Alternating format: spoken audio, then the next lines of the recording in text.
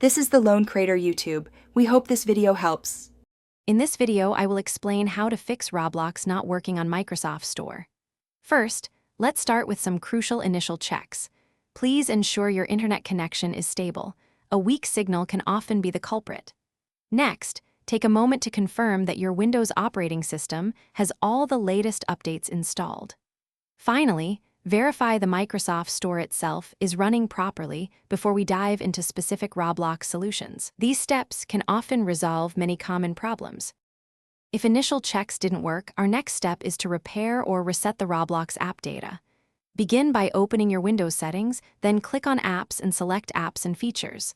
Find Roblox in the list of applications. It might be near the bottom. Click on it, then choose Advanced Options.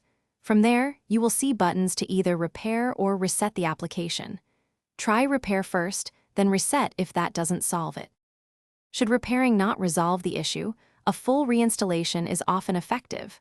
First, completely uninstall Roblox from your computer through the Apps and Features settings we just visited. After uninstalling, clear the Microsoft Store cache by typing wsreset, exe into your Windows search bar, and running the command as an administrator.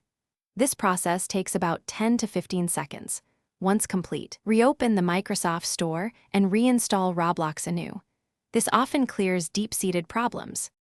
For persistent issues, consider some advanced troubleshooting steps.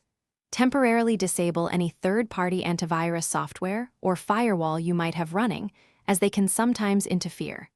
Also, ensure there are no pending Windows Store updates. Sometimes the store itself needs an update. If after all these efforts, Roblox still isn't working, your best course of action is to reach out directly to Roblox support. They can provide specialized help for your specific situation.